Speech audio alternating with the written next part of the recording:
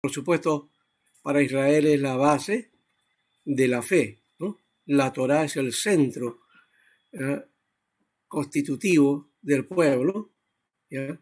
Pero también es palabra de Dios. Siempre lo digo, que la Torá no solamente es el centro, el fundamento para Israel, sino que Torá es todo para ellos. Y por supuesto, desde ahí se puede explicar la intervención de los profetas, ¿no? De cómo el pueblo tomaba la ley de Dios, la Torá, y luego los escritos también, cómo desarrollan, de qué manera toman a la ley, ¿no? Entonces eso lo vemos en los profetas, lo vemos en los profetas mayores, ¿no? Isaías, cuando habla de la palabra de Dios que permanece para siempre, habla de la Torá, hablan de la ley, ¿no? Jeremías habla de esto, ¿no? Del pacto que implica también lo que la ley desarrolla, ¿no? El pacto de Dios con su pueblo. También los salmos nos lo dicen, el Salmo 19 es un ejemplo, ¿no? La ley de Jehová, la Torá de Jehová es perfecta, que convierte el alma, ¿no? Que transforma el alma. Entonces, la Torá es el centro desde esa perspectiva, ¿no? Y si vamos al Nuevo Testamento, vamos a encontrar nosotros también que la Torá viene a estar presentes en todo el mensaje, ¿no? ¿No? Ahí está esa Torá viva que viene a ser la palabra, el verbo, ¿no? Encarnado. Y cuando Moisés dijo tal cosa, más yo os digo, ¿no? Entonces está presente también ahí la Torá desde la enseñanza. En la bienaventuranza lo encontramos, está la esencia ahí, ¿ya? Y Pablo, pues, qué decir, ahí a pesar de su mentalidad griega y sus explicaciones, ¿no? De su formación, también está su base hebrea. Y entonces ahí encontramos a la Torá presente en la mentalidad de las epístolas, porque Pablo es parte de eso. Bien, solo con esa introducción vamos ahora sí a tomar lo que nos corresponde hoy día, entonces Deuteronomio, ¿no? Entonces, vamos ya aquí. El Deuteronomio, entonces, lo hemos puesto de momento trascendente para el pueblo peregrino, ¿no? Porque era el pueblo peregrinando, ¿no? En el desierto. También podemos mencionar, o sea, Israel fue el peregrino, ¿no? De ahí también está la palabra ibrik, ¿no? Que es la esencia, porque fueron peregrinos, ¿es cierto? Desde el padre, desde Abraham. Abraham fue el hebreo, es decir, el que iba caminando, ¿no? Que estaba dirigiéndose al lugar, era un peregrino en la tierra. Desde esa perspectiva es la palabra ibrik o hebreo, ¿no? Ahora, el nombre Deuteronomio entonces viene de la Septuaginta. Otra vez nos encontramos con la Septuaginta dándole los nombres a estos libros tan especiales. Y significa repetición o segunda ley, ¿no? Aquí también el deutero, si bien es segundo, no significa que es una segunda ley en el sentido de orden, es decir, que había una primera y ahora hay otra segunda ley, no, sino que es la repetición de esa ley de la que ya estaba, pues es una repetición y una segunda, digamos, una versión de esa ley, una segunda versión, un segundo momento de esa ley que ya estaba dado a lo largo de los libros que hemos visto del Éxodo y el Levítico y Números. Se originó de una traducción errónea, ¿no? 17-18 en el texto hebreo que no dice repetición, sino copia de la ley, ¿no? Es una copia de la ley, por eso es una segunda edición, como hemos mencionado. El título hebreo entonces de este libro es Elech Hagbarim, que significa estas son las palabras. Estas son las palabras. Y recuerden eso también, ¿no? Las palabras, ¿no? Si bien en en la Torá está la palabra mandamiento, está la palabra ley, y que ya hemos hablado en sus diferentes formas, ¿no? Porque no existe una sola. el centro de todo son las palabras, ¿no? Los 10 mandamientos, por ejemplo, son las 10 palabras, ¿no? que aparecen justamente aquí en Deuteronomio, diciendo estas son las 10 palabras, ¿no? Y Éxodo habla de esas palabras también, ¿ya? Estas son las palabras, ¿no? Las palabras que tenían que tomar en cuenta, tomar el pueblo, ¿no? Y estas son las primeras palabras del libro. Entonces, es repetición de la ley que se encuentra en los otros libros y aparece interpretada, ampliada y aplicada, ¿no? Interpretada, ampliada y aplicada. Deuteronomio comienza al final del periodo de 40 años de Israel en el desierto, ¿no? Ya han recorrido estos 40 años y por supuesto ahora están a la expectativa de pasar a la tierra, y antes de pasar a la tierra hay entonces un tiempo de establecer, reunir al pueblo y hacerles recordar todo aquello que habían aprendido a lo largo de todo este tiempo, ¿no? Esa es la instrucción final, es como, digamos así, el corolario de toda la historia, ¿no? De todos los eventos, y esa recordación importante. Este tipo de reunión, de reunir a todos los clanes, es la parte que algunos le llaman también las figuras de las anfitrionías. Hoy ya no se habla acerca de eso, pero es una característica que se da en otros pueblos, en donde se reunían para hacer recordación y afirmación y luego compromiso, ¿no?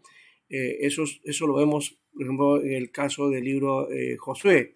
También hay una reunión de este tipo, ¿no? En donde se convoca al pueblo para tomar entonces finalmente la tierra, ¿no?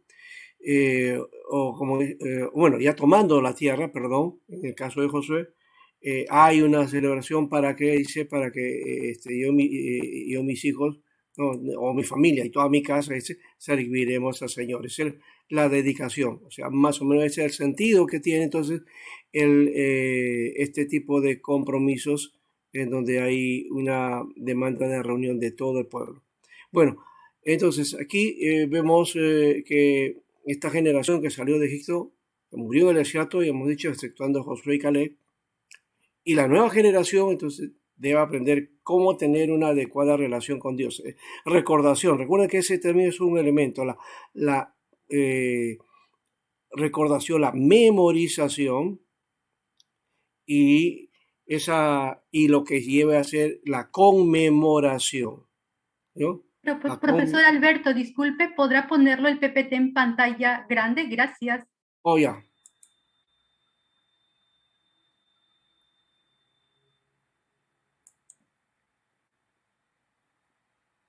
Ya, aquí estamos. Y aquí está entonces en el texto, y estamos en esta parte. Ya. Esa nueva generación entonces debe aprender una adecuada relación con Dios, ¿verdad? En esa relación con Dios se recuerda, y estamos hablando de la recordación. Ese es un modelo que viene desde esa época. Pablo también aplica eso, de necesariamente estar recordando siempre, ¿no? Pero también la conmemoración, que implica también en momentos de acuerdo de la comunidad de fe. Así que Moisés, al final de sus días, da 3 sermones de despedida a Israel. Son 3 sermones, son 3 discursos, ¿ya? Con 3 apéndices cortos. Digamos que estos sermones son las homilías, ¿no? Son al tipo predicación, ¿no? Y tiene lugar el nombramiento de Josué como sucesor de Moisés, ¿no? Ese es en un primer momento. Estos discursos desafían al pueblo a vivir su futuro en fe y obediencia, recordando el pasado, ¿no? Lo que ya mencionamos, la recordación. No olvidar este aspecto también, de paso, porque el hecho histórico, la recordación del pasado, no es solamente para recordarla, sino es el hecho histórico que debe estar presente en toda identidad de pueblo o de todo pueblo. Un pueblo sin historia es un pueblo sin identidad y es un pueblo que se puede destruir, ¿no? Entonces la memoria colectiva, la memoria viva del pueblo debe estar presente, ¿no? Pueblo que no tiene memoria, no guarda memoria de todo aquello que ha ocurrido en el pasado, entonces simplemente está por desaparecer, ¿no? Sería, necesitamos tomar en cuenta ese aspecto. Bien, aquí entonces vemos que ya han ido hacia Canaán y en el episodio esto están al final de todo esto, el discurso de Moisés se da aquí, ya al final de todo este recorrido, ¿no? Y aparecen entonces como, digamos, no como resumen, sino como referencia, lo fundamental de todo lo que han pasado en esos 40 años es tomar en cuenta las leyes y el código legal, ¿no? Entonces, debemos hablar que desde esa perspectiva, que el Deuteronomio viene a ser el código, ¿no? El código que deben recordar, o mejor dicho, el código deuteronómico, ¿no? Viene a ser la recordación del código que Moisés estableció en el desierto, ¿no? Y aquí vemos entonces ese código que está del Deuteronomio 12:1 al 26:19, ¿no? Y el libro que empieza desde el capítulo 1 hasta el 34, ¿no? Que hace esta recordación de las normas que Moisés había establecido. Lo que llamamos también la ley mosaica, ¿no? La ley mosaica. Este es el mapa, ya han ido, aquí este es el recorrido que se ha hecho, ¿no? Digamos, de Cades Barnea, ¿no? Pasando por el Mar Rojo, ya ese evento, luego hasta Edom, llegan a Sion y llegan hasta Moab, en esta llanura de Moab, y ya están para pasar, ¿no? Recuerden que cuando estuvieron por este lado, los libros anteriores hemos visto como hubo una misión, ¿no? De espías para pasar a este otro lado y verificar e ir hacia el lugar, ¿no? Pero no se dio el caso. Aquí entonces se tuvieron las dificultades y no pudieron lograr, ¿no? Tuvieron que pasar por todo este desierto hasta llegar. Y bueno, aquí están entonces ya listos para pasar a este lugar, ¿no? Entonces acá aparece en este lugar la derrota de Og en números 21-33, ¿no? De los pueblos que van alrededor, y aquí aparece entonces también la determinación de los primeros eventos del Deuteronomio, ¿no? Por acá. Muy bien.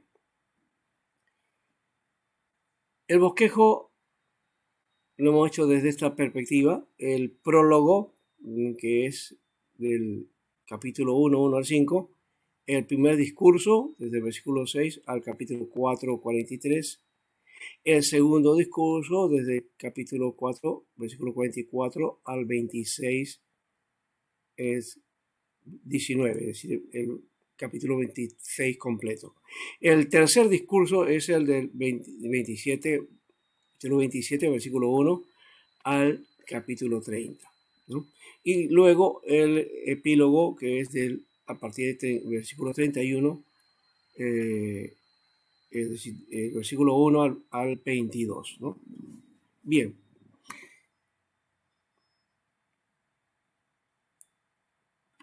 Deuteronomio, entonces, es una sucesión de discursos, ¿no? Que ya hemos mencionado. Son los discursos de Moisés.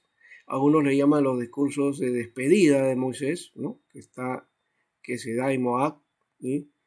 Y los que se rememoran los acontecimientos de la historia de Israel desde que estuvo acampado en el monte Sinaí hasta la víspera del paso del río Jordán para tomar la tierra prometida, ¿no? Una característica de este libro es que las secciones normativas están enmarcadas dentro de lo que podemos llamar el material homilético, parenético o exhortativo, ¿no? Porque es un material homilético de tipo exhortativo, ¿no? A tomar, entonces, decisiones y a tomar y a afirmarse, ¿no? Dicho material es de origen mosaico, ¿ya? Pero el formato de su exposición es una creación literaria única en su género en los tiempos antiguos, ¿no? Entonces, esto es lo original, ¿no? de este documento, de este libro, ¿no? Es una creación entonces literaria única, muy especial, que no lo vamos a encontrar tampoco en los otros libros, ¿no? Aquí encontramos el texto del Deuteronomio 6 al 7, ¿ya? Especialmente la parte del 6, versículo 6, ¿no? Donde hay que mirar, esto que está en rojo es lo que he anotado aquí hacia abajo, ¿no? Y que dice estas palabras que yo te mando, ¿no? Estas palabras que yo te mando estarán en tu corazón, ¿no? La parte roja es la que hemos puesto aquí, ¿ya? Y lo otro dice estarán en tu corazón. Estas palabras que yo te mando, ¿no? Entonces, en hebreo más o menos sería así, ¿no? Mehaibu Hagbarim, ¿ya? O sea, estas palabras, ¿ya? Haelek, Asher, Ani, Aniki, o sea, estas palabras, ¿ya? Estas palabras que yo te mando acá, estas que yo te mando, no. Y acá, Misab, Kab, Hayon, ¿no? Estarán all sobre le baja. Aquí está la palabra leg, que es corazón, ¿no? Le babeja, le babeja. Estarán en tu corazón, le babeja, en tu corazón, abeja. Bien, entonces, aquí estas palabras, aquí está, Hagbarim, este es el nombre del libro, ¿no? Estas palabras, ¿no? Hagbarim, Jaele, ¿no? Hagbarim o Elek Hagbarim sería esa la forma en que aparece como nombre, pero aquí aparece entonces en una oración, ¿no? Mencionando estas palabras como la base. Entonces, no se olviden que para Israel las palabras son el fundamento, ¿no? ¿Ya? El dabar, o en este caso sería devarim, ¿no? ¿no? Devarim, palabras, las palabras, ¿no? O Hagbarim, las palabras, todo eso es el fundamento. Entonces no son simplemente, bueno, en castellano hablamos de, le damos un sentido cuando hablamos de que son palabras, ¿no? O sea, que no tienen sentido, que no valen. No, en el contexto hebreo, las palabras, ¿no? Son importantes y la palabra es importante, ¿no? Un judío cuando da su palabra es como si hubiera firmado ante un notario, ¿no? Y las palabras, sus mismas palabras que ha firmado él, si no las cumple, lo condenan, ¿no? Aquí en Perú necesitamos, bueno, en casi toda Latinoamérica creo que también necesitamos que para confirmar una palabra, una firma, un documento, ¿no? Y aún así no cumplimos, ¿no? Bueno, ese sentido también tiene que ver con el contexto del pueblo, ¿no? Entonces está formando y está formado en el sentido de cumplir con la palabra, pero también cumplir con la palabra de Dios en este caso, ¿no? Es la palabra de Dios la que debe cumplir, pero también tiene que cumplirse la palabra que nosotros entonces comprometemos, ¿no? El compromiso que hacemos ya, con las palabras. Bien, el primer discurso ahora, entonces vamos a mirar aquí. Hace recordación de las cosas que Moisés enseñó y estableció para la formación del pueblo liberado y su preparación para tomar la tierra prometida, ¿no? Entonces aquí ya miramos cómo se da en este caso, ¿no?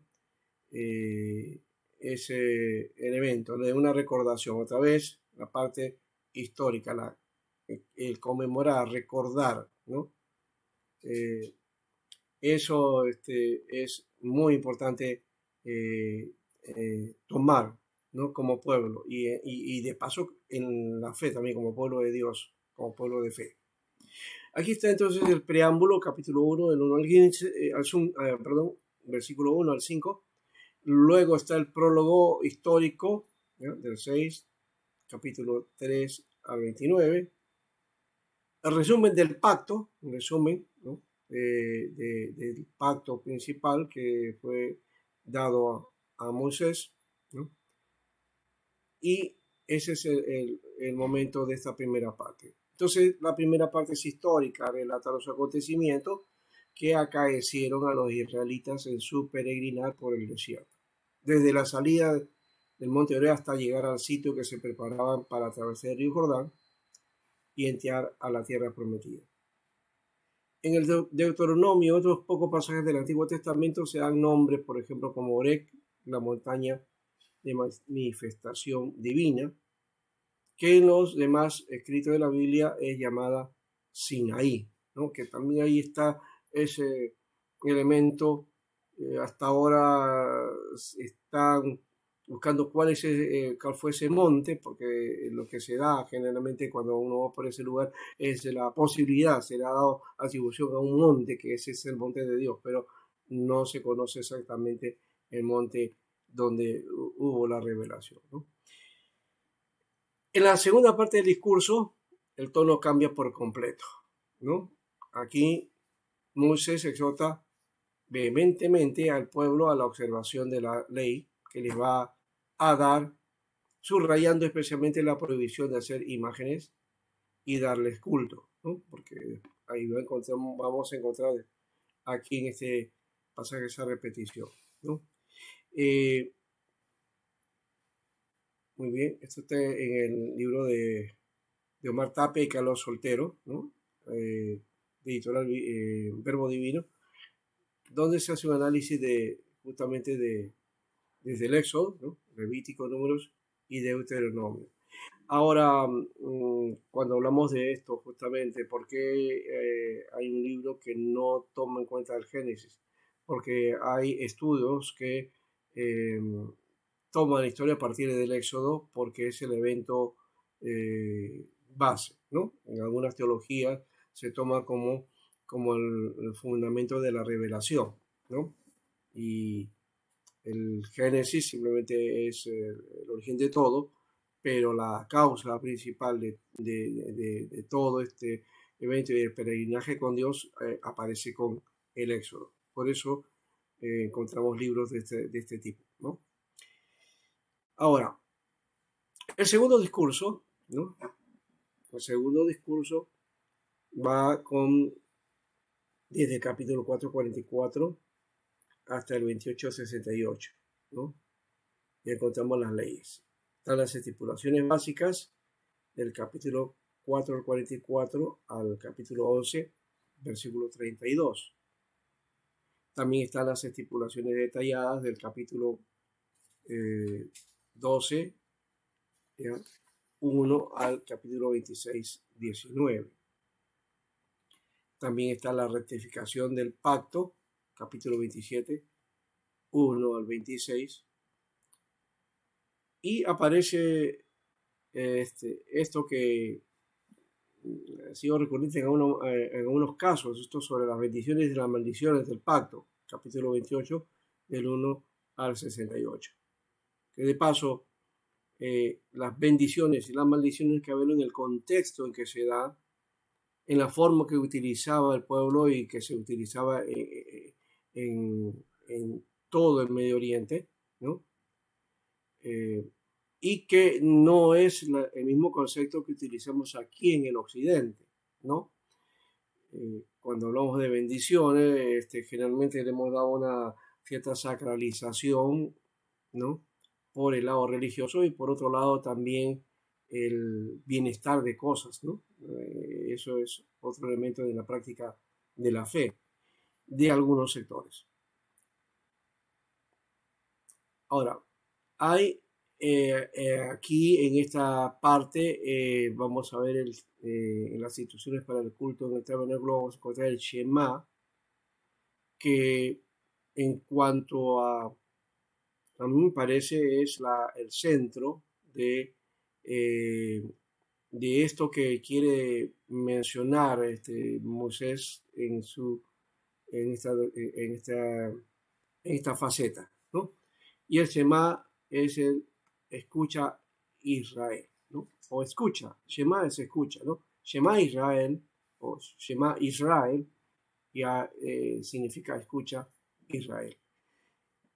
Y aquí está desde el capítulo 6, los versículos 4 al 5, ¿no? Que viene a ser la profesión de fe, ¿no? Más fundamental en el Antiguo Testamento y es la formulación más importante, ¿ya? En toda la Torah, ¿no?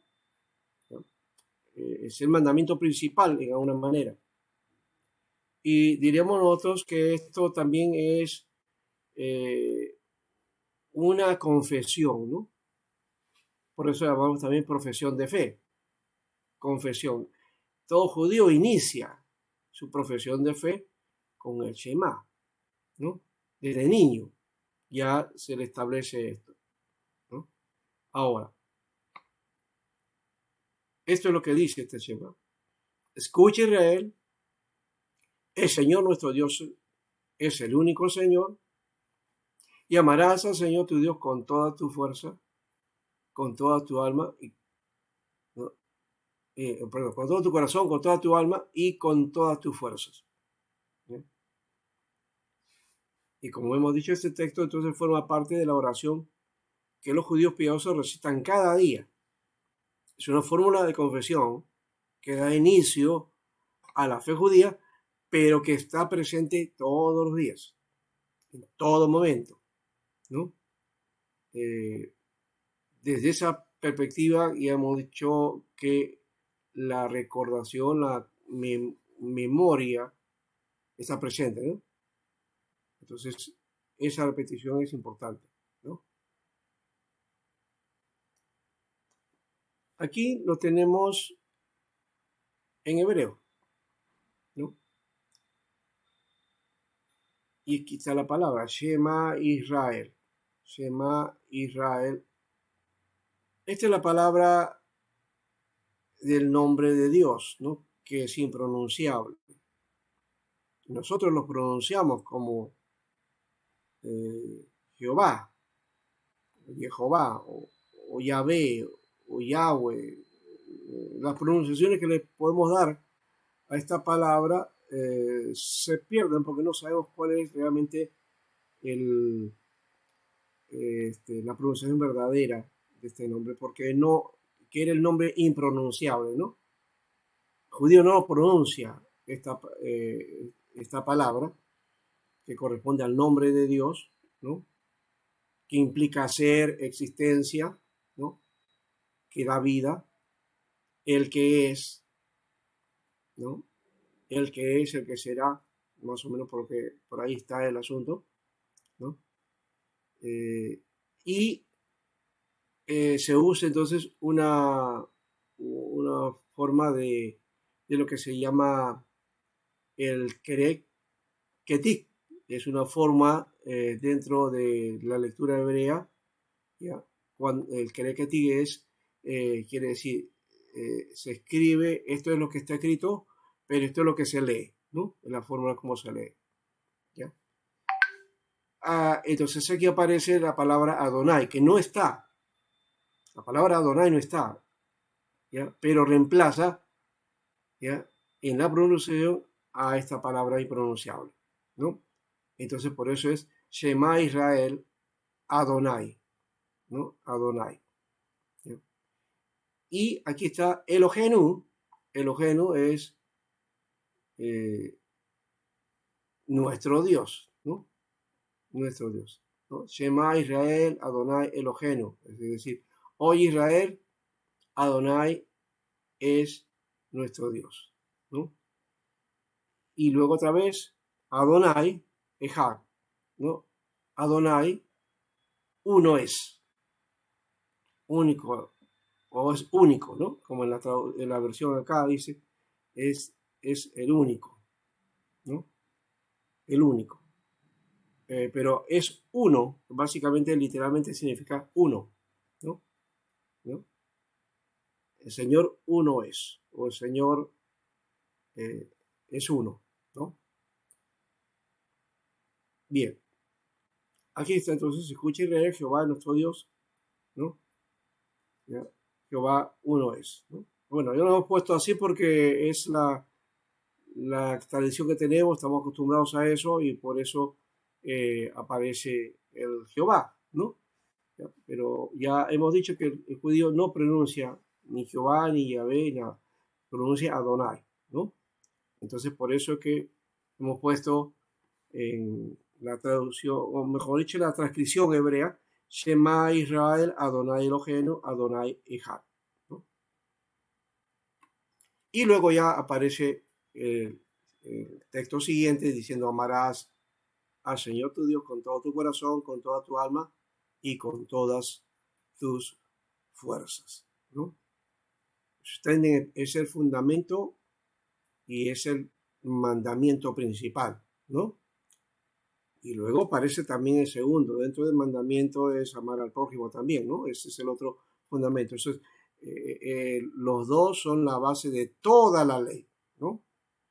Si cumplimos con estas dos, vas a cumplir con todo lo demás, ¿no? Con todo lo demás está ya establecido y no habría problema, ¿no? Ese cumplimiento implica también no un estado como hemos sido enseñados en la iglesia con respecto a, a que estamos en un estado de gracia, en una condición, ¿no? Entonces, en la época de la ley era obligación, ¿no? Ahora no es obligatorio, no es mandatorio, dicen algunos, porque estamos en la gracia. Y olvidamos que esto es irrenunciable, porque esto es parte de lo que está dentro del mensaje. Es decir, no hay una etapa de la ley, no hay una época, ¿no?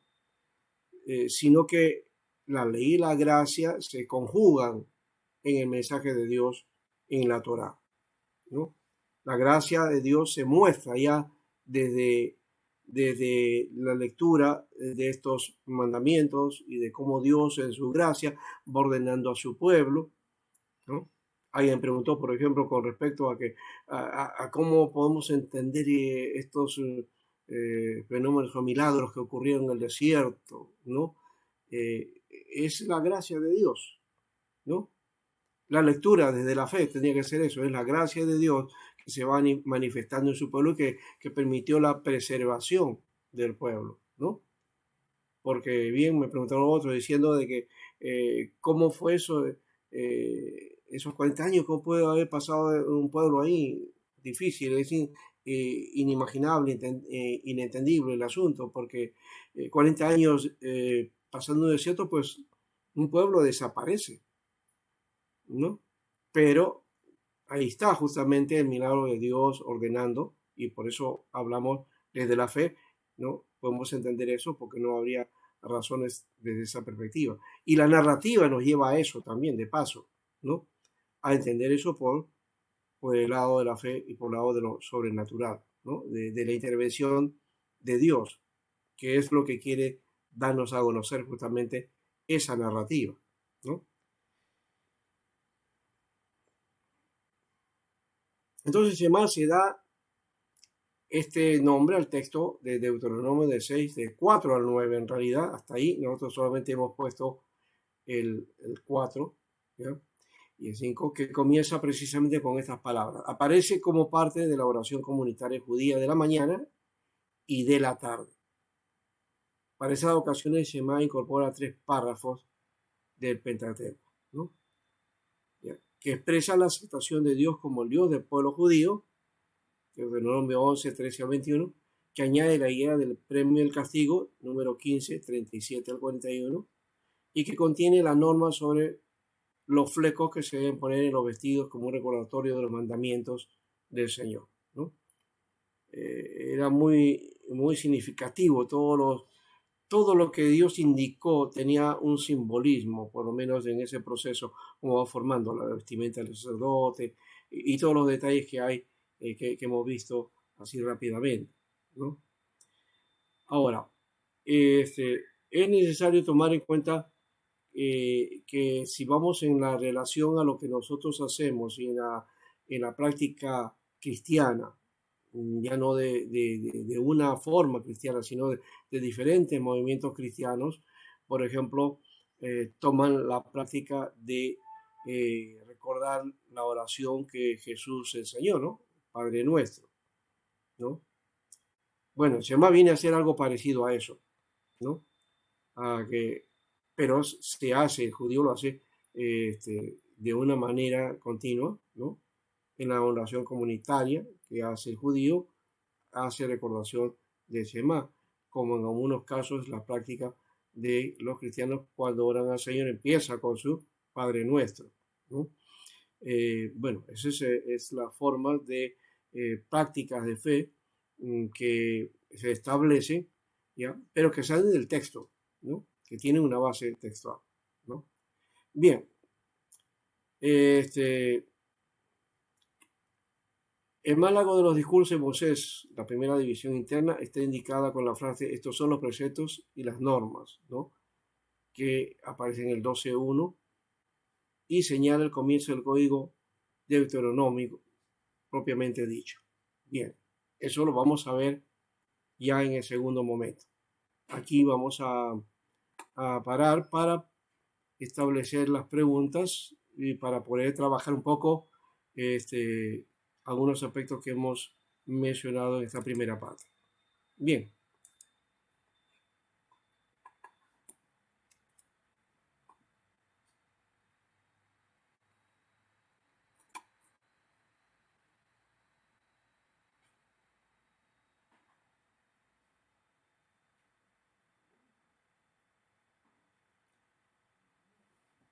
Algunas preguntas entonces para que puedan llegar de parte de ustedes.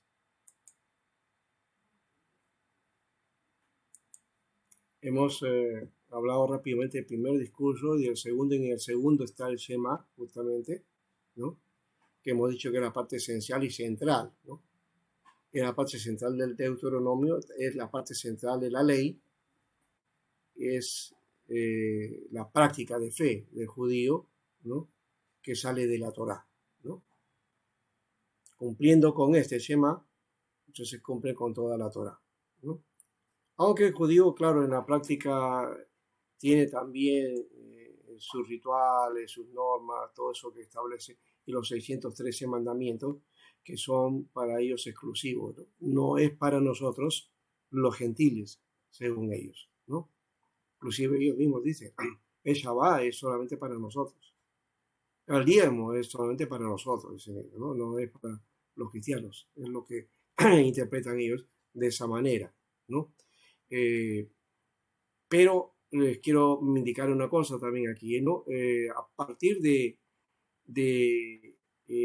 quizás de la época de David, más o menos por ahí, bueno, aparece no un código que aparece como una novedad, sino como una práctica para el judío. Aparece también la posibilidad de resumir todo esto de la ley en 7 leyes, para los gentiles.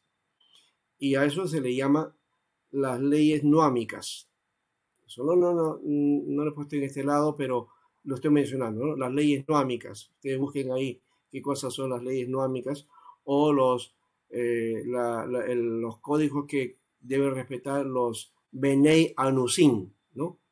¿No? Benei Anusim, los hijos de los gentiles, ¿no?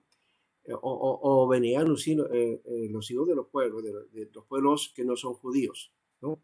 Hay 7 leyes o normas que toman ellos como base y si el gentil lo cumple, entonces está dentro también de la Torá, ¿no? Dentro de la ley. Aquí hay entonces una pregunta. ¿Es posible que la ley del Deuteronomio haya tomado forma con las leyes ya existentes en las otras comunidades de alrededor de Israel? Claro, claro que sí. Eso ya creo lo hemos mencionado, ¿no? Básicamente el código Hammurabi está presente y se denota, ¿ya? También está el Unamun, claro que sí, hay otros códigos y también hay otras narrativas que no son copias, pero que sí es el contexto, ¿no? Por ejemplo, ya hemos hablado de Enuma Elish y del Gilgamesh en la creación, ¿no? En los primeros momentos y en las narrativas que aparecen, ¿no? ¿No? La Enuma Elish que habla de la creación mesopotámica es una cosmovisión de esa época, ¿no? De ahí se toma esa cosmovisión, pero para declarar y mostrar al Dios creador, ¿no? ¿No? Ya no es, entonces, la forma de la visión de aquellos que asumían la naturaleza como Dios y que habían sido creados en medio de una lucha en lo que se llama la cosmogonía o la teodicea, ¿no? Es las luchas entre los dioses, ¿no? Que de paso está muy ligado en las culturas antiguas, ¿no? La guerra de los dioses, ¿no? Cómo van formando, ¿no? Y cómo desarrollan el mundo. Bien, de eso se desprende y entonces la revelación nos va mostrando a un único Dios, ¿no? Esa es la diferencia. Y lo otro es que, si bien cierto, hay un Noé babilónico, ¿no? ¿No? Que viene a ser Gilgamesh. Bueno, aquí encontramos que la Biblia nos muestra otro perfil de cómo ocurrieron las cosas, ¿no? Entonces, sí, eso es el contexto, no lo podemos evitar. Y el código de Moisés también tiene mucho de parecido a la ley de Hammurabi. Ya. Sí, esas leyes noámicas son 7, hemos mencionado, ¿no? Este, y habla acerca de Dios, acerca del prójimo. Bueno, tiene la base de eso, es lo principal, ¿no? La relación con Dios y la práctica con el prójimo, ¿no? Por ejemplo, hace énfasis en no matar, en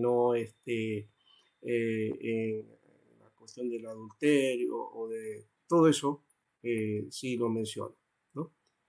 Ya. De los mandamientos, ¿por qué se eligen estos de entre todos los mandamientos que hay en el Deuteronomio? Eh, en la presente, la ley se practica al pie de la letra en Cristo, se cumple toda la ley, pero si deberíamos practicar el espíritu de esta, ¿qué cosa cambiaría nuestra sociedad si practicáramos el espíritu de estas leyes? ¿Esto es pertinente o solo esperamos que ocurra lo escatológico, ¿no? Esto en la base de Deuteronomio 28 dice, ¿no? Maldiciones y bendiciones. Sí, de eso vamos a mirar después, pero cierto, es que la ley no se debe tomar como solamente un cumplimiento obligatorio, ¿no? De una cuestión mandatoria, religiosa, ¿no? La ley debe identificarnos. La idea para Israel era eso, es la identificación. La ley lo identificaba como pueblo, ¿no? Como era parte ¿no? No es que la ley había que cumplirla, era su parte, era su propia vida, ¿ya? Desde esa perspectiva, ahora, entiendo la pregunta porque nosotros estamos enseñados y tenemos una cosmovisión salvífica, ¿no? Es decir, desde la parte de la concepción soteriológica siempre mencionamos estos aspectos, ¿no? Eh, para trabajar la Torá, y quiero que se me entienda eso, espero que se me entienda, hay que despojarnos un poco de esa visión soteriológica que hemos sido construidos a partir de nuestra fe, porque no está presente eso en la Torá, ¿no? No está la idea de salvar el alma, está la idea de estar comprometido con Dios y recibir la bendición de Dios, ¿no? Es decir, vivir la presencia de Dios aquí, o sea, la manifestación de Dios, ¿ya?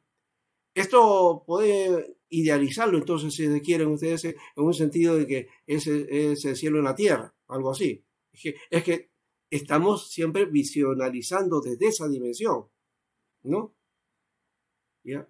Y entonces está incluido el asunto del pecado y las cosas que hacemos terrenalmente, entonces extrañamos una visión de la presencia de Dios. Entonces eso lo hemos visualizado hacia el cielo, es algo etéreo, está más allá de nosotros. Aquí en la Torá está mostrando que eso no está presente, sino más bien es el actuar de Dios en el pueblo, está presente Él y Él guía al pueblo en medio de los errores de este pueblo también, en medio de sus pecados y todas las cosas, que Dios también va, ¿qué cosa? Va, no sé si llamarle castigando, pero dando corrección, ¿no? Dando la orientación para ir puliendo a su pueblo, ¿no? Entonces, eso creo que es un elemento base de cómo se ve entonces lo que, conocemos como teocracia, ¿no? Dios guiando y gobernando a su pueblo de una manera literal, ¿no? De una manera, porque hoy día cuando hablamos de la teocracia es que alguien dirigido por Dios está gobernando, ¿no? ¿No? Y claro, ahí está Moisés, sí, pero Moisés era la presencia, pero también Dios se manifestaba y se ve en los hechos, en la narrativa, eso, ¿no? Como Dios está actuando, ¿no? Permanentemente, ¿no? En la relación con Moisés y en la relación con el pueblo también, ¿no? Entonces, creo que hay que entender desde esa perspectiva, despojarnos un poquito de esa concepción soteriológica, ¿ya? Que dividimos nosotros nuestra naturaleza terrena, mundana, y lo que Dios va a hacer después, pero es en el cielo, ¿no? Entonces, para vivir eso, entonces tengo que tener cierta condición, ¿no? O hacer algo como para poder estar ahí, o que Dios ya lo ha hecho por nosotros y aceptar eso. Bueno, ese es el modelo que nosotros recibimos ya, pero aquí no está presente eso. Ya hay cosas que Dios ya, pone al pueblo como condiciones de cumplimiento y luego Dios hace el resto en cuanto a su presencia, ¿no? Entonces está el actuar de Dios, pero también está el actuar del pueblo, eso quiero decir, ¿ya? Que aquí también eso no entra en la mentalidad evangélica. El pueblo como que dice, como la gracia ya la hemos recibido, ya la tenemos, entonces yo no tengo que hacer nada, pero sí hay implicancias. Hay implicancias en la vida cristiana, hay demandas que hay que cumplir, ¿no? No, pero si ya estoy en la gracia, ¿por qué lo voy a hacer? No, sí tenemos que hacerlo, ¿no? Y por ejemplo, por eso está presente el amar a Dios y el amar al prójimo. Esa es la esencia de base. Si tú crees que has recibido la gracia y tienes la salvación y te va a la vida eterna, pero no cumples, amas a Dios en el sentido que sí, ya sigues lo que dice el Evangelio, pero no muestras amor al prójimo, entonces por más gracia que tú creas tener, no vale, porque no estás cumpliendo con la gracia de Dios, porque la gracia demanda eso, ¿no? Entonces hay que entender ese aspecto y romper con esa idea soterológica de que simplemente no haciendo nada ya tengo la fe o la gracia de Dios, ¿no? Bien, creo que eso está ayudando en parte. No sé si alguien quiere intervenir ahora en forma... Ah, sí, aquí está nuestra hermana Anita Eugenia Ávila. Adelante, hermana.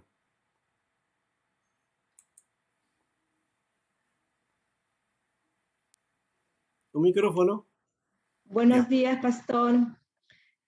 Pastor, bien es cierto, el Antiguo Testamento fue escrito para el pueblo judío, su auditorio fue el pueblo judío.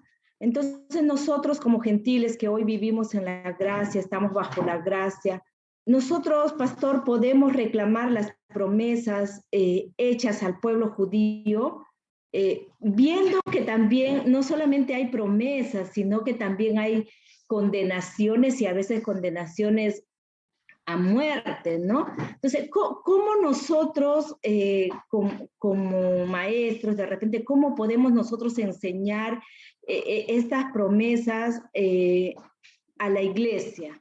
Gracias, pastor. Ya. La promesa que Dios establece aquí en esta etapa es que el pueblo tenía que ser obediente a Dios y cumplir con eso, y Dios iba a guiarlos, ¿verdad? Aún así, los estaba guiando a pesar de todos los errores que cometían. Pero no, otra vez, no está el elemento salvífico o la concesión de gracia que tenemos nosotros para aplicarlo a la Israel de la Biblia, ¿no? Eso surge posteriormente para nosotros, pero el proceso está en que Dios está puliendo a su pueblo, y eso creo que paso hay que tomar en cuenta. No es, mencionaste, sí es cierto que la ley era para ellos, sí, pero eso que es para ellos también iba a bendecir a los otros pueblos de paso. Entonces también se convierte en normas para todo el mundo, para todo el universo, de alguna manera, ¿no? Y los mandamientos sí son recurrentes para nosotros, porque en esencia son lo que necesitamos y que establecen no a condición de que sea judío o no, ¿no?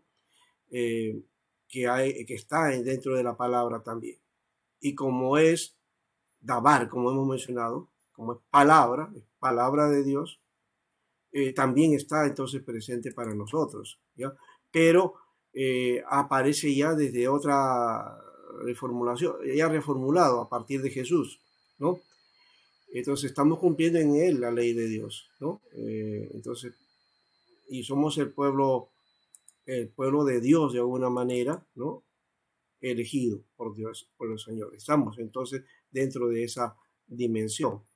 Ahora, yo hacía la diferencia entre lo que es básicamente, históricamente hablando, eran esas normas que recibió el pueblo en el desierto para que las cumpla por generaciones, ¿no? Y luego hacer que esto llegue también al gentil. Por eso que judío más adelante formula a partir de la ley estas 7 leyes que hemos mencionado, que son las leyes noámicas, ¿no? Esto no estaba dentro de la clase, no lo quería mencionar, pero bueno, hay que hacerlo ya que lo hemos indicado el asunto, ¿no? Aquí tengo un material que puede ayudarnos en este aspecto, los 7 preceptos de la humanidad, hasta las 7 leyes de Noah, o de Noé, lo que se llaman 7 leyes noágicas o noámicas, ¿no? Según esto, a partir de la ley, ojo, es decir, a partir de la Torah, dice, la humanidad dispone de 7 preceptos ordenados por Dios para que sean seguidos por cada uno sin distinción de raza o credo, ¿ya? Entonces, este es otro aspecto que se trata ya a partir de el uso y la enseñanza de la Torah. Entonces, ¿cómo trabajar para el gentil? Bueno, entonces establece los 7, o por lo menos aparecen estos 7. Y entonces, estos son, miren, no hacer idolatría ni servir a ninguna imagen, solo creer en un solo Dios, ¿no? O sea, ataca la idolatría, es lo que está en la esencia del primer mandamiento. Por otro, está prohibido maldecir a Dios, o sea, no pronunciar su nombre, ¿no?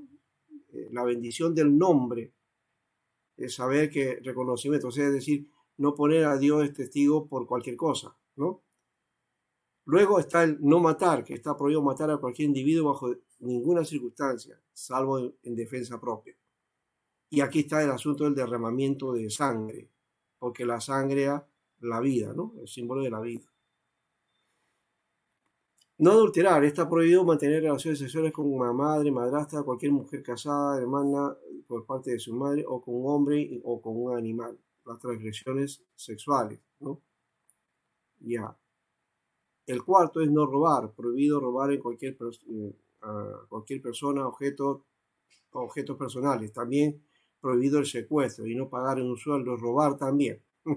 Eso es parte de ese quinto mandamiento noámico.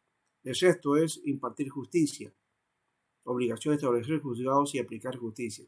Se está hablando del sistema legal, el cumplimiento de la ordenación en una ciudad, en un pueblo. Y el séptimo está prohibido comer un miembro de animal vivo. Solo se puede comer después de haber matado al animal que ya no se mueva. ¿Ya? Entonces, no comer animales vivos también, ¿no? Esa es otra prohibición que pone aquí las leyes noámicas. Bueno, esto solamente es un plus, no estaba dentro del plan, pero como ya les mencionamos, eso es ya una interpretación que hace el judío y aplicación para el gentil, ¿no? ¿Ya? Bien, entonces desde esa perspectiva está ese aspecto. Muy bien. No sé si ya ayuda en parte esto, hermana, ¿ya? Pero más allá de las leyes, esas leyes que el judío dice, bueno, esto es para el gentil. En alguna manera la Torá es universal, o sea, trasciende Israel.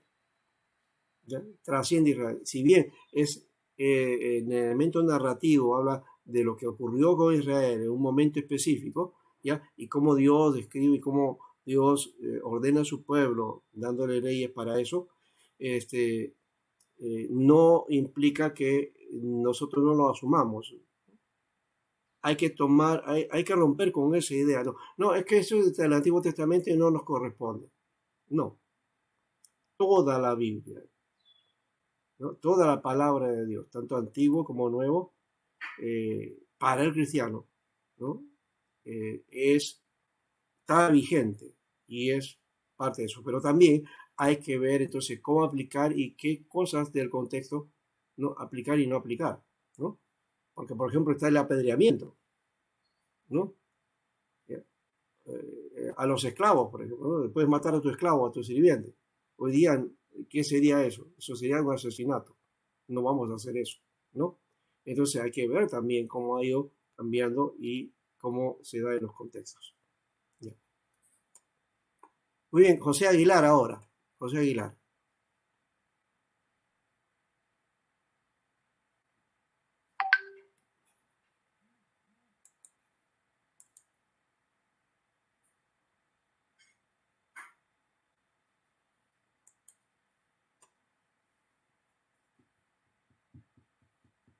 José, ¿ya? El audio ahora.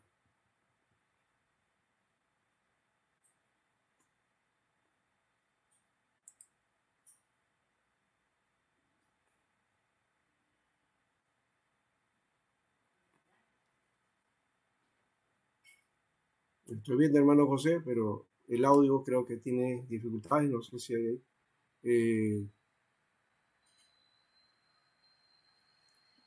Mientras tanto, acá alguien mencionó algo, dice, hermano Viña, creo que es, dice, si nuestra ignorancia bíblica es grande en lo que ministramos a los hermanos, se complica aplicar toda la Biblia. Tenemos un gran trabajo y reto, que el Señor nos ayude. Sí, es que hay que saber también aplicar la Biblia. O sea, cuando yo digo que toda la Biblia está vigente, cuidado porque a veces lo que toma vigencia es nuestra interpretación acerca de un texto sacado fuera de contexto, ¿no? Hay que mirar qué cosa es lo que debemos tomar y qué no, ¿no? Pero en esencia el mensaje está presente. Ya, hermano, ahora sí, José Aguilar, su sonido. Ya, ahora puede hablar. No se le escucha.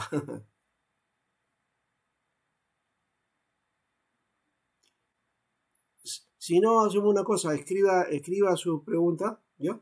Escríbalo, porque el audio no está, no se escucha. ¿Ya?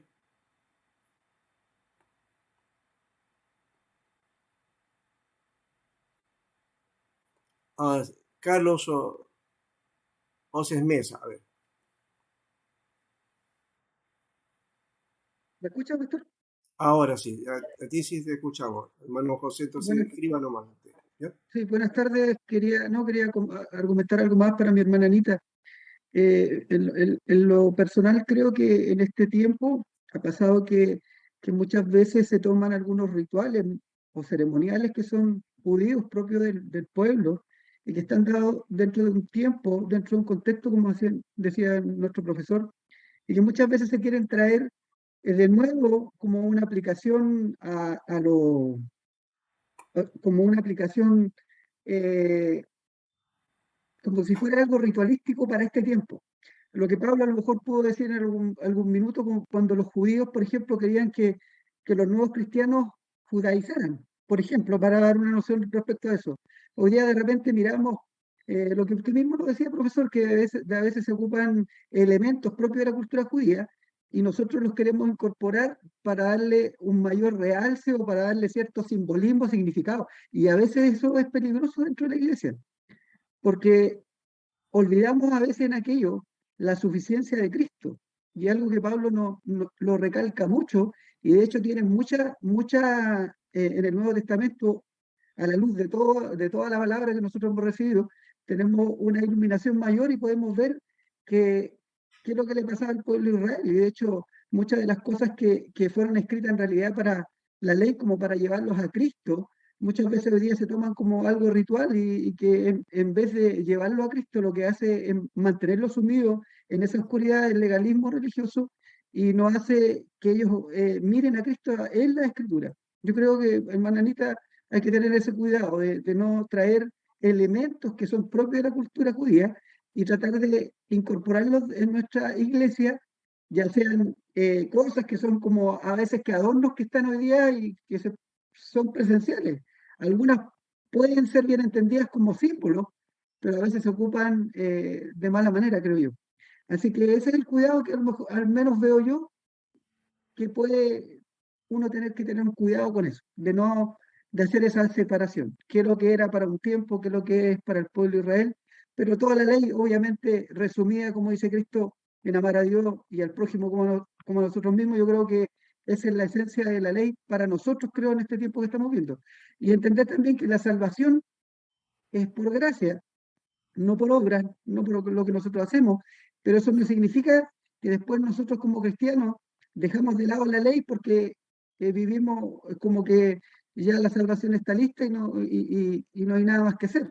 Al contrario, dice la Escritura misma que Dios nos preparó para buenas obras y nosotros en este tiempo andamos en esas obras que el Señor preparó para cada uno de nosotros. Así que eso con cariño, mi hermana Anita, que Dios le bendiga. Gracias, hermano Carlos. Sí, esto es cierto, y recordar también que si aplicamos este aspecto de la gracia pues demanda mucho más, ¿no? Demanda. Yo leo la Biblia desde una perspectiva, es decir, como revelación, ¿no? Es la revelación que va en aumento desde esa perspectiva, no como división de ley y gracia, porque ahí viene el problema, ¿no? Entonces rompemos con, queremos que cumplir legalmente o literalmente algunas cosas y volvemos y estamos ahí, ¿no? Que gracia y que ley, gracia y ley, y ese es lo que da vuelta en nuestra mente, en nuestra práctica cuando hay que romper con ese aspecto, porque la Biblia desde el principio está mencionando la justicia de Dios y está mencionando su gracia. Todo eso está acompañando a la revelación hasta el final y se realiza en Jesucristo. O sea que todos esos elementos que aparecen ritualmente eran los elementos de la gracia de Dios para Israel. Cumplía eso y estaba en gracia con Dios.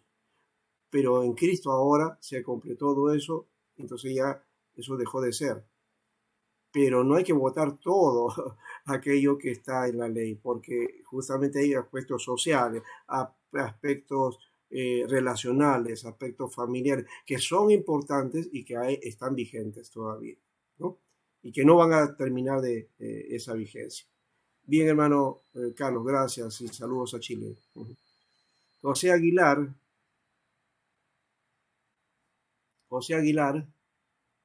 y Ciela Vallejo, y termino con esta parte ya con ustedes porque ya vamos a entrar a la segunda parte. Ya estamos en la segunda parte, de repente podemos ir avanzando con preguntas. Pero lo último, José y Gisela. A ver, José creo que entró.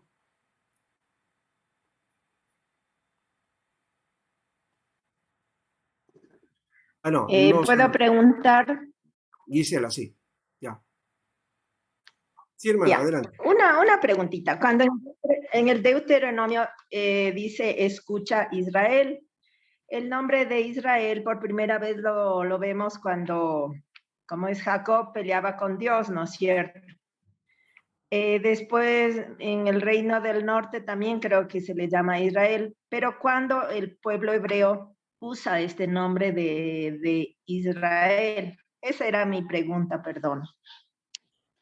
Bueno, Israel usa ese nombre a partir pues de Jacob, ¿no? O sea, Israel viene a ser la cabeza de las 12 tribus, y entonces el nombre de estas 12 tribus va a ser Israel propiamente, ¿no?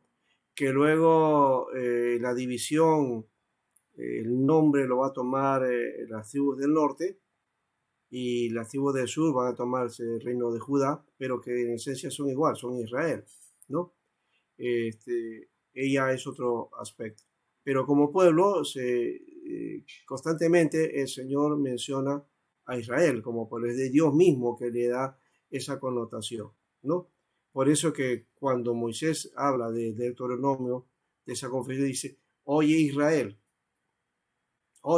no le dice, oigan hebreos, ¿no?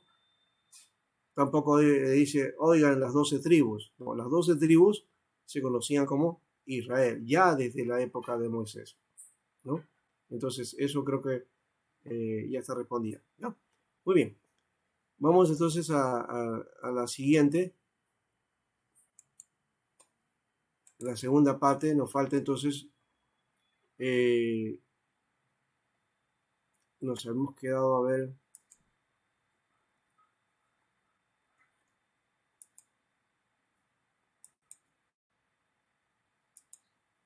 El momento trascendental para Israel, ¿no? Vamos a mirar entonces el tercer discurso. El segundo discurso nos llama más la atención por el asunto de la confesión y este aspecto de la bendición y la maldición, ¿no? Que también es necesario también compartirlo antes de pasar a otra dimensión, ¿no? Esa serie de bendiciones y maldiciones tiene que ver con cumplir o quebrantar la alianza pactada entre Dios y el pueblo, ¿no? Eso también debemos tomarlo como una dimensión importante. En esta parte del segundo momento, antes del segundo discurso, que es el más largo, ¿ya? Antes del tercer discurso, perdón, en este segundo discurso que todavía estamos aquí, ya, la primera parte indica la frase, estos son los preceptos y las normas, ¿no? Y señala aquí el comienzo del código deuteronómico propiamente dicho, del capítulo 12 al 25. Y los códigos 5 al 11 son la preparación de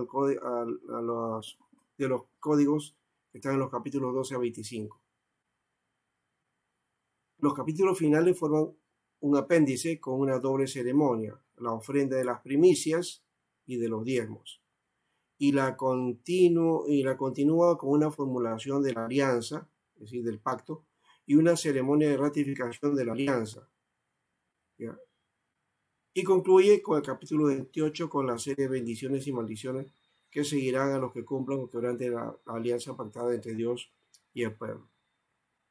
Una de las cosas que creo que sí no he hecho mucho énfasis, aunque lo he mencionado, creo que en las anteriores clases, es este aspecto de la alianza, el pacto, ¿no? el pacto que Dios hizo con Moisés en el Sinaí y que va a ser el elemento fundamental para el pueblo y que está acompañando, y acá otra vez se hace recordación a este aspecto, ¿no? Y esa formulación de la alianza, la ratificación de esta alianza, ¿no? Y acompañada de las bendiciones y maldiciones, ¿no? En cuanto al quebrantamiento o cumplimiento de esta alianza es importante y es central también. Así que no solamente Israel tenía que recordar que Israel, que Dios es su Dios y es el único Dios, ¿no? Sino que si es así, esa recordación, pues también vas a incluir su pacto, es decir, vas a tomar en cuenta el pacto. En base a eso estaban las bendiciones y maldiciones también. Entonces, el centro de la Torá, de la práctica judía, no solamente eran las ceremonias o el cumplimiento de las ceremonias o los sacrificios. Eso era parte complementaria. En realidad, yo tomaría desde esa perspectiva, aunque no deja de ser importante. Pero la esencia base era la alianza, ¿no?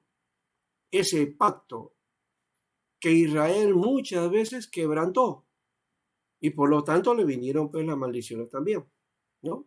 Las cosas que vinieron para Israel en muchas ocasiones fueron terribles, ¿no? Por quebrantar ese pacto, ¿ya? Ahora, que las ceremonias también estaban unidas a ese pacto en alguna manera, sí. Por eso es que cuando el sumo sacerdote entraba al lugar santísimo una vez al año, ¿ya? El símbolo de la presencia del sacerdote ante la presencia de Dios era que el pueblo entraba a la presencia de Dios. Y para entrar a la presencia de Dios había que cumplir con los requisitos básicos para estar ante esa presencia, que implicaba la santidad, la consagración del pueblo, el estado espiritual del pueblo. Cuando el pueblo no estaba en esa dimensión, ¿ya? Y que no correspondía a esa relación con Dios y había una falta de esa relación y había quebrantado el pacto, ¿qué le ocurría al sacerdote? Moría por una descarga.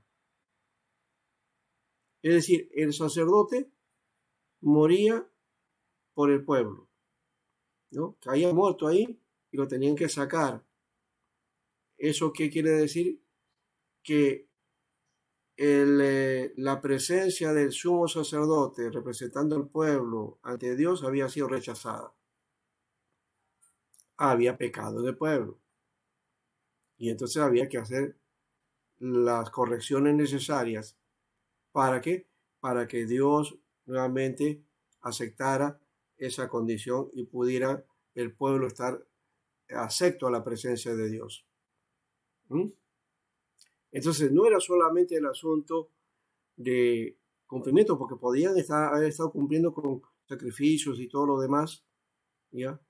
Y hacer los rituales, pero desde una manera religiosa. Tenía que romper esa concepción que muchas veces está presente en nosotros. Lastimosamente, la línea delgada que diferencia entre una y otra cosa, ¿no? Es tan difícil de dejar de lado, y eso se puede romper, y entonces pensar que yo estoy bien con el Señor, pero estoy actuando religiosamente, ¿no?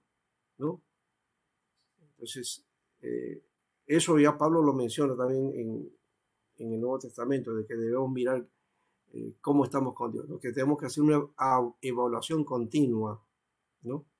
Y creo que posiblemente ahí había la evaluación que el pueblo tenía que hacer para que no ocurriese eso de ver a su sumo sacerdote muerto, o que no había sido aceptada ese tiempo de entrega porque el pueblo estaba fuera del pacto de Dios, ¿no? Entonces había que guardar ese pacto, y el pacto era importante, ¿ya? Por eso Habacuc dice, el justo por su fe al pacto, por su confianza al pacto, por su relación con el pacto vivirá. ¿No? Bien. Entonces, este creo que era lo que nos estaba faltando. Y el mapita me había dado por aquí algo, pero vamos a ir avanzando ahora sí. Este es entonces la parte de resumen del segundo discurso, ¿ya? Que estábamos mirando, que era necesario entonces plantear. En base a eso está entonces las maldiciones y bendiciones. No debemos dejarlo aislado de su contexto, ¿no? No separarlo y ver solamente bendiciones y maldiciones como aparte, sino que eso tiene que ver entonces con el aspecto de lo que el pueblo, como pueblo, tenía como pacto con Dios, ¿no? Ese código era muy importante. Hoy esto de paso rompe con nosotros porque las connotaciones de hoy día es muy fácil romper los contratos, los pactos hoy día, ¿no? El hombre se ha vuelto anómico, las sociedades son, estamos volviéndonos, hay una anomia en la cultura, ¿no? No queremos obedecer nada, ni leyes ni normas, ¿no? Y cada uno quiere hacer lo que quiere, y eso es peligroso, muy peligroso, ¿no? Porque ninguna nación, ningún pueblo persiste, ¿ya? En esas condiciones. Hay necesidad de ordenamiento, ¿no? Y de cumplimiento y de establecer normas y cumplir esas normas, ¿no? No romperlas y establecer que más adelante en ese proceso vamos mejorando, pero tratando de romper eso y querer hacer algo nuevo, no, vamos a repetir los mismos errores siempre, ¿no? Bueno, entonces este es el aspecto donde se da entonces estamos ya hacia arriba aquí y se dan estas condiciones. Y al momento del tercer discurso, ahora sí, el pacto y el cumplimiento del voto de consagración, capítulo 29, 1 al 29, condiciones para la restauración y la bendición, 30, 1, 14, y el término del discurso, exhortación final, capítulo 30, versículo 15 al 20, ¿no? En el capítulo 29.1 se encuentra el título introductorio del tercer discurso, de este tercer discurso.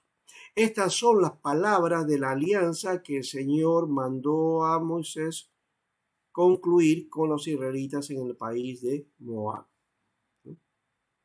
Estaban ahí.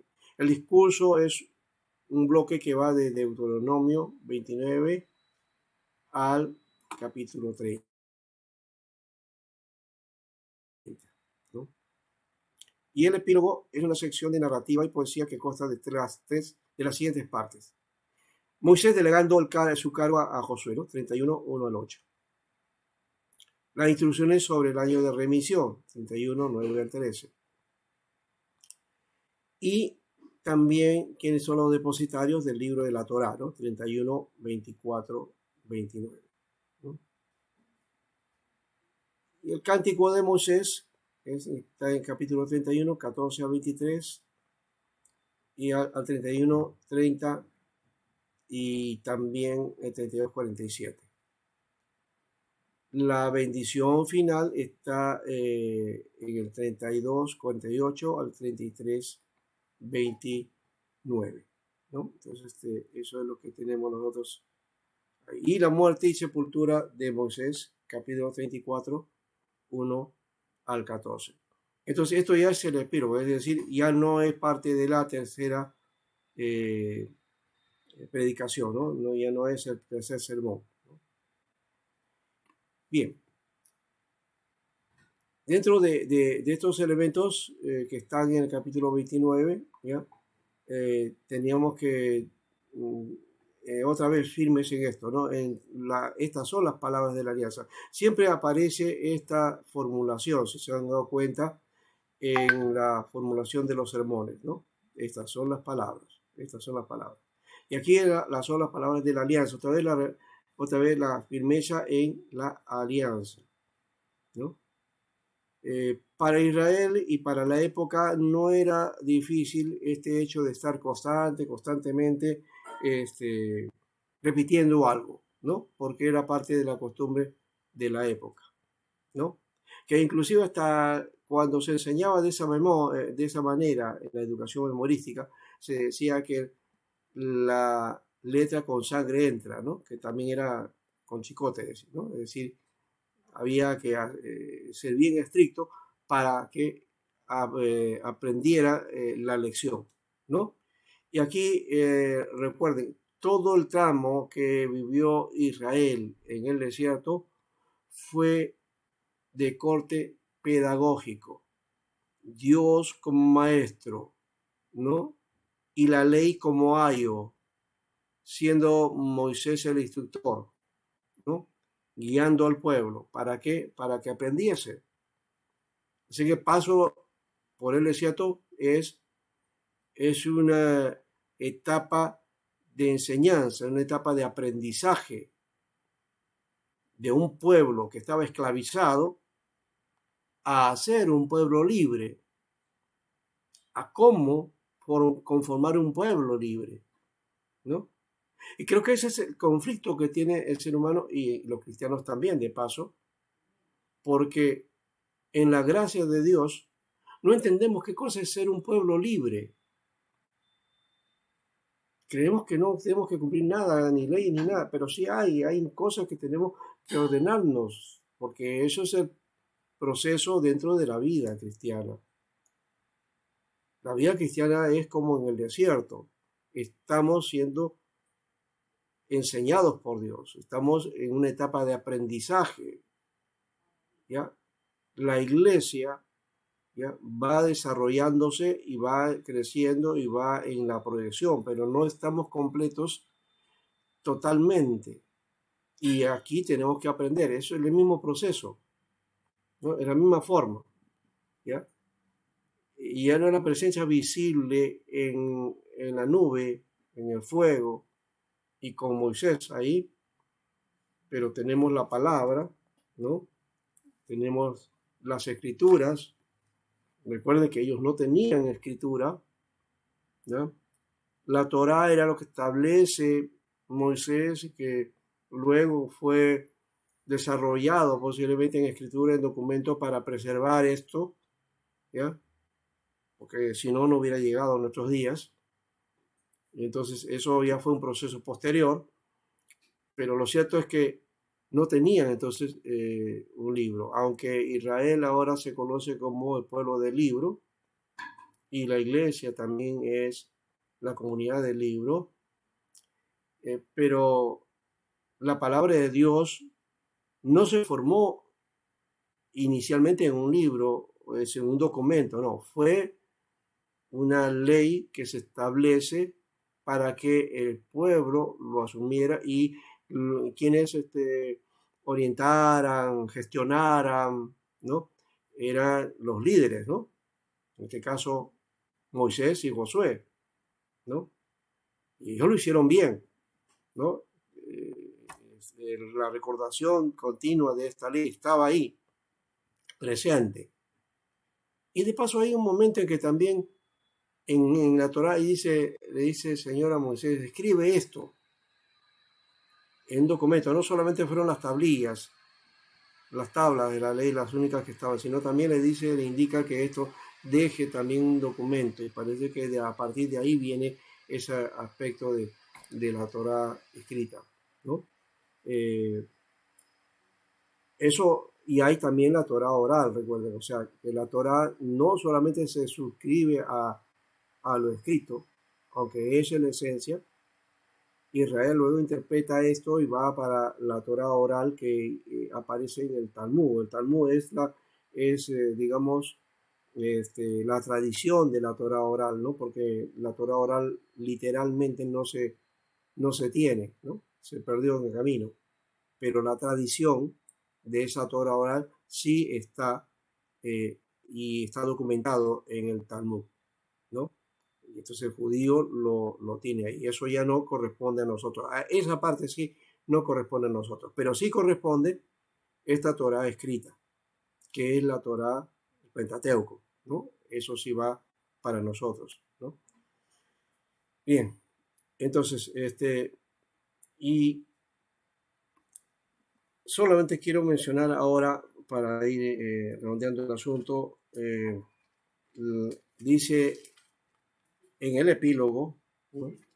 Cuando aparece aquí la instalación de la sucesión de Moisés, ¿no? El sucesor de Moisés, ¿no?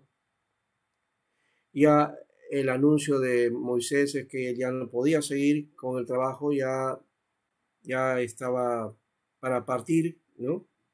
Y pone a Josué para que los guíe, ¿no? Y lo más importante no es que el cambio de líder iba a afectar a Israel, no tenía por qué afectarlo, ¿no? Sino que lo más importante, más allá del líder, era que Dios iría delante de ellos. Dios no se apartaría nunca, ¿no? Si es que ellos no se apartan también, ¿no? Josué es una figura de eso, ¿no? No te apartarás de la ley, dice, es la palabra ahí. Entonces, y se cumplirá todo aquello y bueno, y Dios hará, ¿no? E hizo por medio de Josué, eso lo vemos en la historia posteriormente. Entonces, alguien preguntó justamente eso, ¿no? Que Moisés ya se fue y ahora el pueblo se quedó sin nada. No, es que Josué quedó.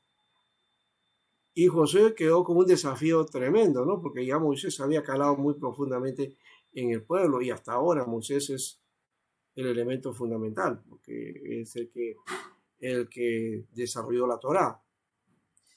Pero no olvidemos a Josué, que también hizo su rol y fue el conquistador finalmente, ¿no? Porque él luchó.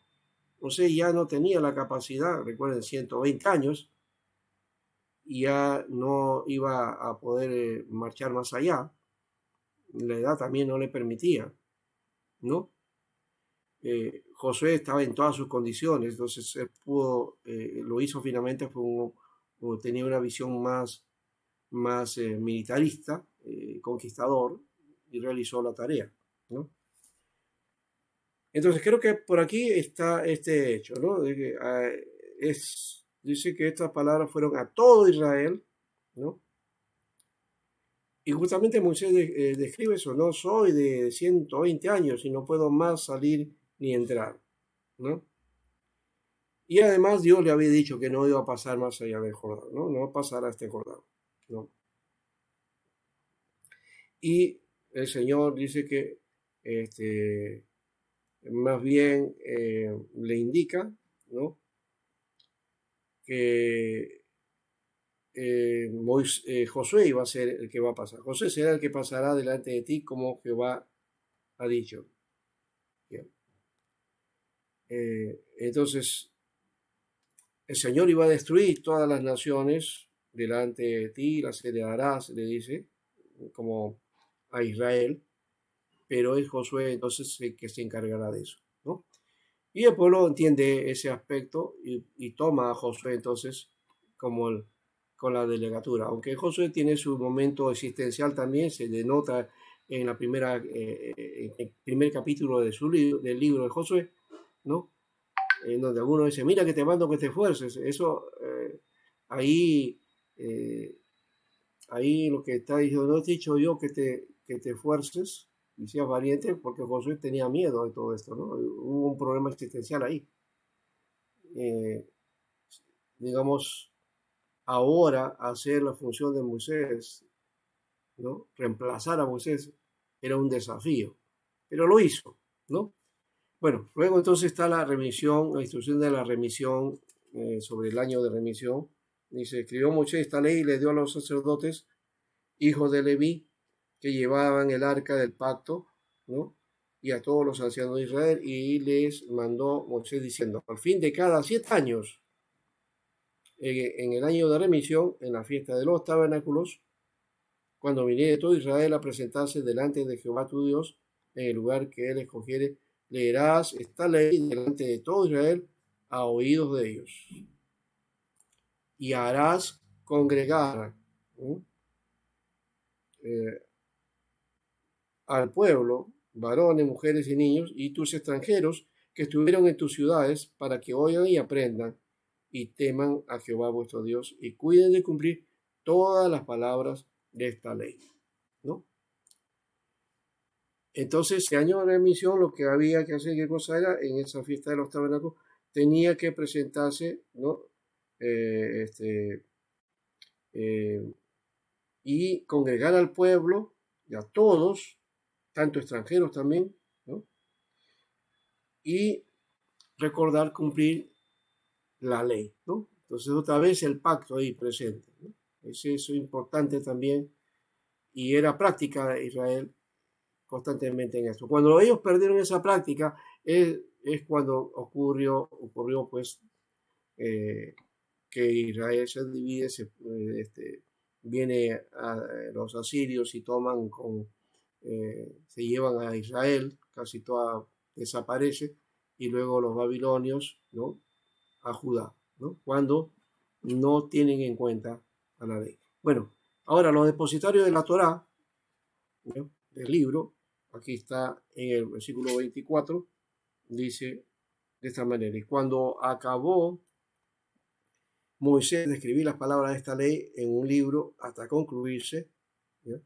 Dio órdenes a Moisés, a los levitas que llevaban el arca del pacto de Jehová, diciendo: tomad este libro de la ley y ponedlo al lado del arca del pacto de Jehová vuestro Dios, y esté allí por testigo contra ti, porque yo conozco tu rebelión y tu dura cerviz, y aquí que aún viendo yo con vosotros, hoy sois rebeldes a Jehová, y cuando más después que yo haya muerto, dice, y ya lo estaba expresando Moisés: congregad a mí todos los ancianos de vuestras tribus y a vuestros oficiales, y hablaré con sus oídos estas palabras, y llamaré por testigos contra ellos a los cielos y la tierra, ¿no?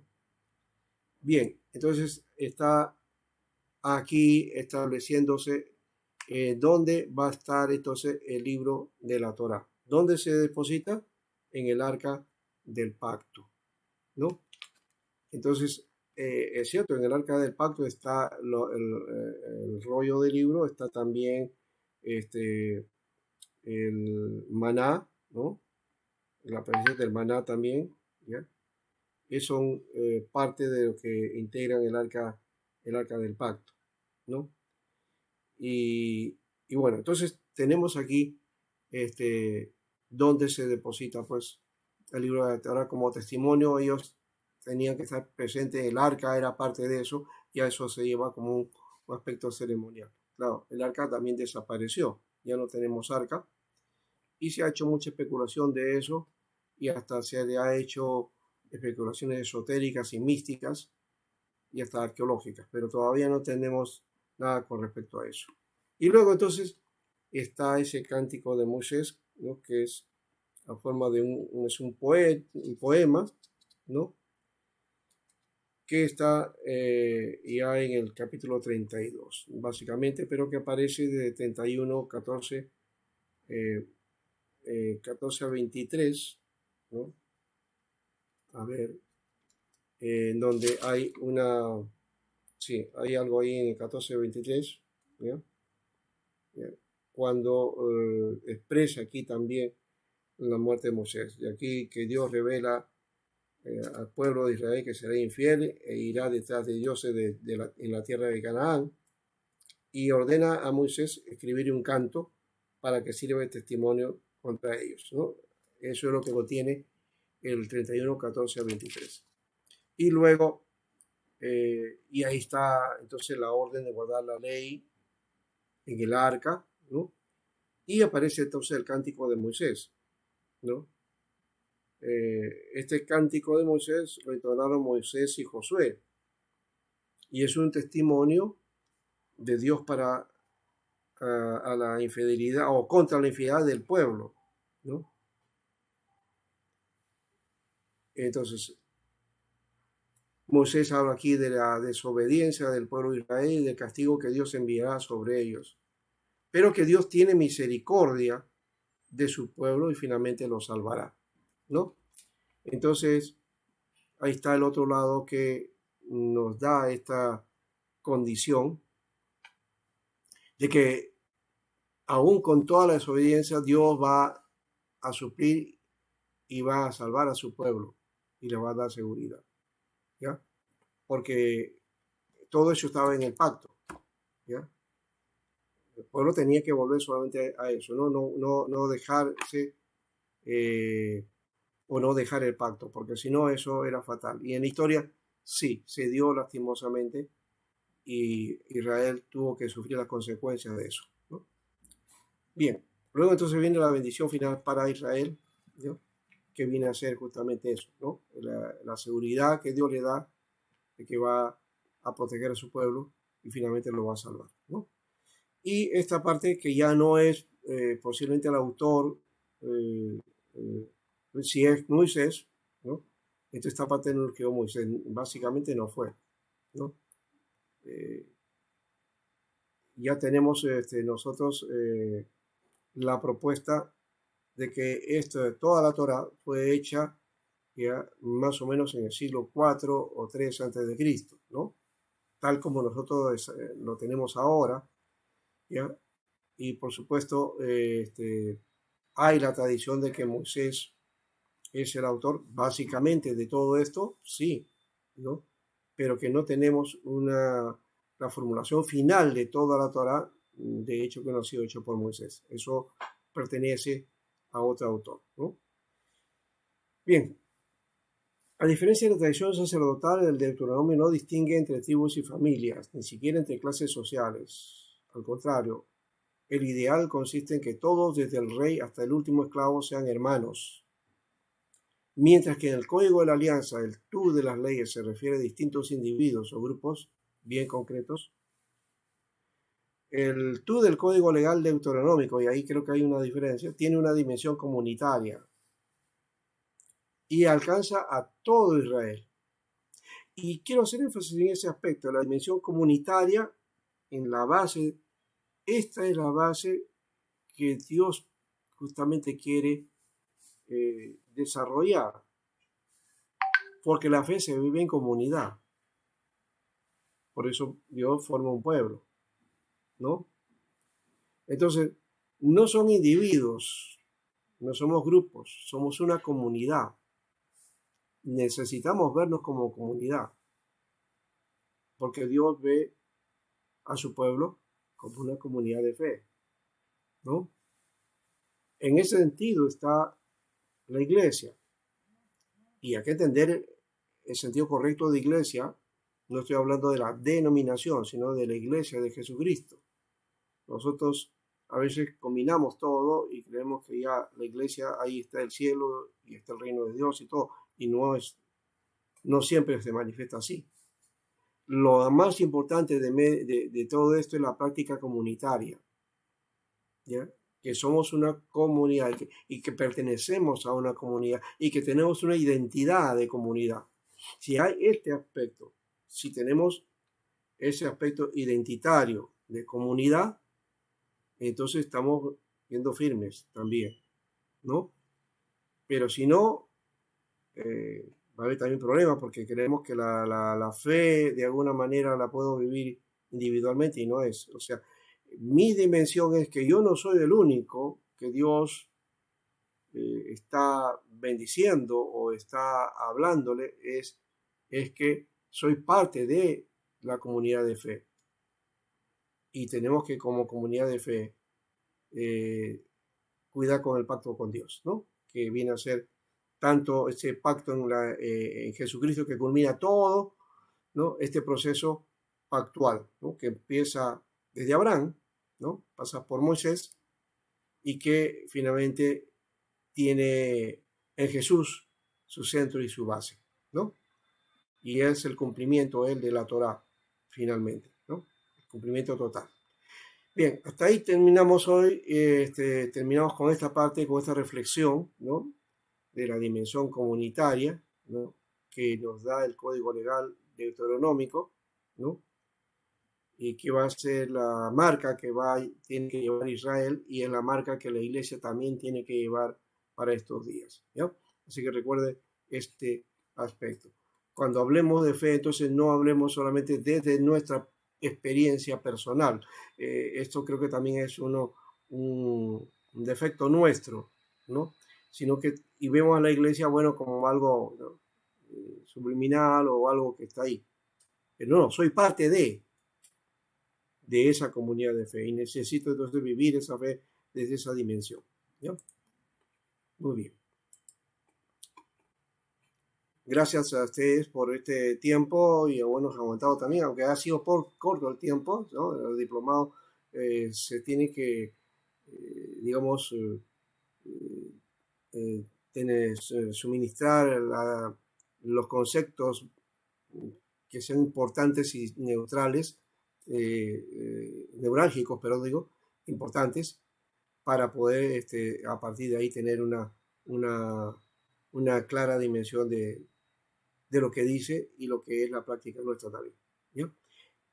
Ahora, vamos a las preguntas, entonces, para ir finalizando, ¿ya? Y esperamos que podamos hacer este reto, ¿sí? Edu dice, si la Torah es el marco de la presentación y revelación de Dios a los hombres, que nos deben llevar a entender la santidad y perfecta justicia de Dios, por lo tanto siempre estará vigente, porque aún sus alcances en la gracia después de la obra de cruz nos demanda aún más en lo que a la santidad de vida y pureza del culto a Dios se refiere. No, creo que no es que nos demanda más, porque está presente ese aspecto de la santidad en los aspectos simbólicos que Dios establece para con el pueblo, desde el tabernáculo, ¿no? Desde todos los elementos, ahí está presente, ¿ya? Lo que pasa es que hay una etapa ritual, ¿ya? Y ahora la demanda es más de práctica de fe, de una dimensión de vida. Y que esa práctica de dimensión de vida, de paso, no estaba fuera de la dimensión de la comunidad de fe de Israel, porque como pueblo también tenían que ser fieles al pacto, ¿eh? Entonces, lo que pasa es que nosotros hemos puesto la santidad de vida, la hemos extra purificado de tal manera que parece que fuera algo más y una demanda mayor que es imposible alcanzar. Pero no es. No lo es, no debemos ponerlo desde esa dimensión. O sea, la santidad no es para mostrarnos perfectos, sino para entrar en un proceso de perfeccionamiento. Eso creo que hay que tomar en cuenta también, ¿ya? Entonces no es que ya como tal cosa ya soy perfecto en el Señor. Es en Cristo que somos perfectos, ¿no? Y ya. Muy bien, sí, claro, la ley actuó como ayo a Cristo, ¿no? Ciertamente, eso es verdad, ya lo mencionamos, ¿no? Es la instrucción, es la enseñanza, es el aprendizaje, ¿no? Y luego de la sucesión de Moisés a Josué, ¿qué podía entender como éxitos ministeriales? Los éxitos ministeriales, cuidado. Hoy se habla mucho de los éxitos ministeriales, ¿ok? No hay ese concepto del pueblo de Israel, no se trata de ver los resultados. Siempre en esta etapa moderna, siempre buscamos resultados, ¿no? Resultados que tienen que ver con, de una manera visual, ¿no? O objetivos. Pero eso no es la dimensión. Aquí no se habla del éxito. Finalmente es Dios el que está haciendo la obra, ¿no? Y el cumplimiento, creo que ya con eso podría ser el éxito en ese sentido, ¿no? Y en el Antiguo Testamento había algún organismo de supervisión de cumplimiento de la Torá. El sacerdote solo estaba en el templo, salía a verificar al pueblo. Bueno, no, pues no había bueno, sí se creó más adelante Sanedrín y todo eso, pero eso no había en esa época. Estaba Moisés, recuerden, estaba Josué, con eso bastaba, ¿no? Y luego, pues, lo que Moisés había establecido, ¿no? Estableció los ancianos y toda su organización. Ahí creo que estaba su forma de funcionamiento. Claro, estas cosas de los mandamientos, claro, porque cómo se cumplía, sí, sí había eso, ya, Moisés había establecido la forma, sí, ahí está, ¿no? Toda sus, digamos así, el grupo de ancianos o de colaboradores o consejeros de Moisés, ¿no? Para el pueblo, ahí estaba establecida la forma, ¿no? Más adelante se crearon instituciones posteriormente para este tipo de cosas y en algunos casos fueron justos y en otras no, ¿no? Sí. Somos seres humanos y recuerden que también se aplicamos las cosas no necesariamente con justicia, ¿no? Sí. Bien, ¿alguien más alguna pregunta? Ya hemos respondido las preguntas que están ahí escritas. Y si no hay alguna otra, vamos a ir cerrando la clase, pero quisiéramos saber si alguien quiere expresarse finalmente. Eh, y bueno, damos gracias a Dios por este tiempo y esta experiencia del Diplomado Internacional y de todo lo que hemos hecho la tarea, a mi nombre y también de Daniel, el profesor que estuvo con nosotros también. Damos gracias a Dios. Sí, Rubén, a ver. Wiñapi, si ya había visto tus escritos anteriormente, ahora puedes hablar. A ver, adelante. Estás, micrófono, abrí el micrófono. Esperemos que no sea como el hermano José, creo que no pudo, se quedó sin poder hablar. A ver. Ya, a ver, Rubén. Profesor, gracias. Ya me absolvió la pregunta. Gracias. La sucesión de Moisés a Josué y los supuestos éxitos ministeriales que, bueno, se ve en varias denominaciones, ¿no? Gracias. Ya, muy bien. Josué Aguilar ahora. Porque Josué me pareció que estaba o no. No, José ya tuvimos en su tiempo y no pudo hablar. Creo que Jaime estaba queriendo hablarnos de Chile. No hay ningún tema. Ya, muy bien. Ya. Entonces, creo que ahí vamos terminando. Si que no hay alguna pregunta más. Y gracias a todos hermanos por este tiempo, por habernos permitido estar con ustedes y haberlos conocido también, ¿no? A todos los hermanos de Chile, de Colombia y todos los lugares que han estado presentes aquí. Si no hablo de algún otro país, discúlpeme, pero creo que somos de Latinoamérica, ¿no? Entonces, ya con eso los tenemos Gracias. presentes.